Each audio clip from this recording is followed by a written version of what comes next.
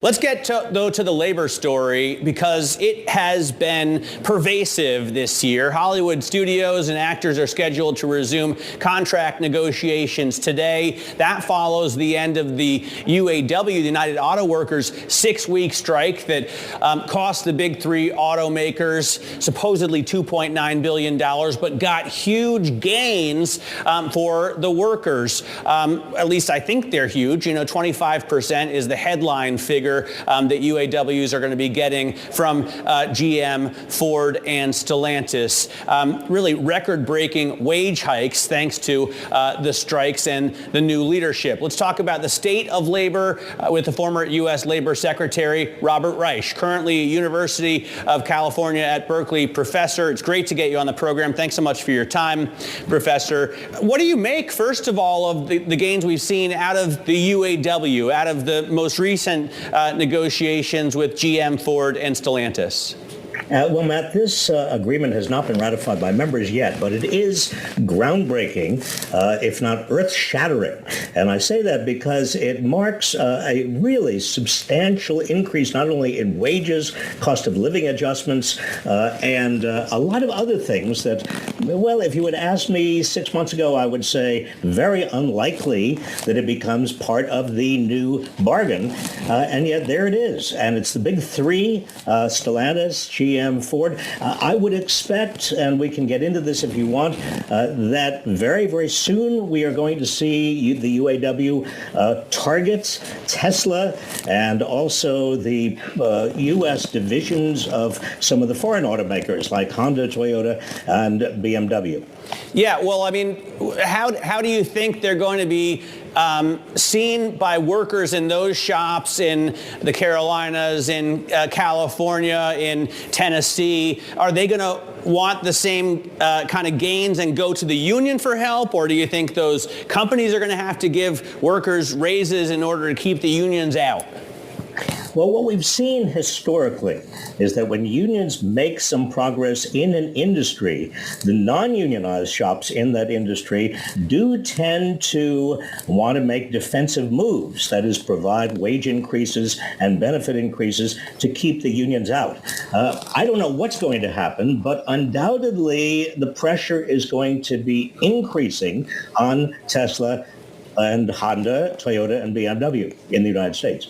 Now, when it comes to productivity, which is an issue in the United States, it's certainly an issue here in Canada. We talked actually with the head of the union that just represented the new automaker deals here in Canada today, who had a conversation with our head central banker about, in her opinion, the economic realities of productivity and how it's measured today, perhaps not fully recognizing the story of the worker. And I know you've been thinking about that as well in recent months. What more can you tell us about your assessment on that front?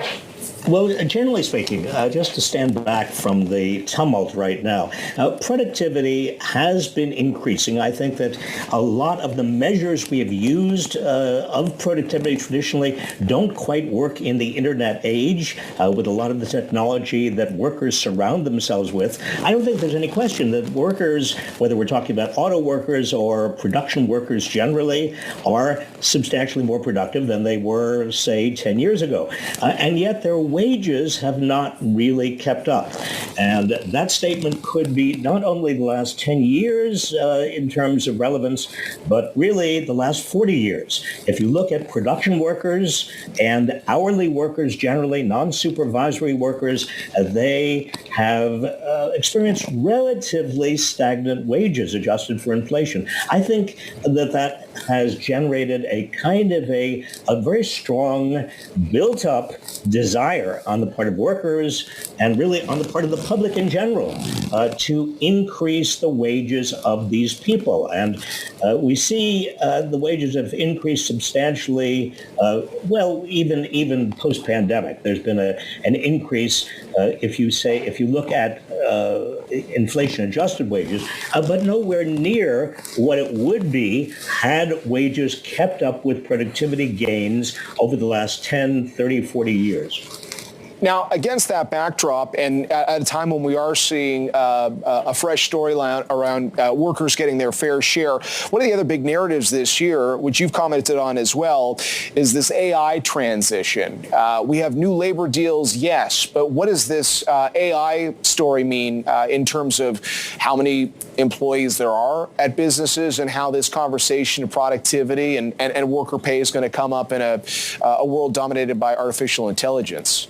Well, if I'm not a futurologist, but if we look at the trends, the present trends, and I'm talking about everything from software to algorithms to new kinds of labor-saving devices, all the way through what AI seems to promise, there is going to be a big issue, not just for non-supervisory workers, hourly workers, but also for all professionals across the board.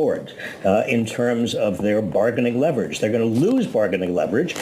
Most of us, and I included myself, professors, everybody who is part of the knowledge economy, we are going to be replicated and substitutable by artificial intelligence. Not immediately, but certainly that looks like it is in the cards. AI is not staying static. AI is getting better and better, and yet human beings, human brains, with regard to the professional class, are not necessarily keeping up.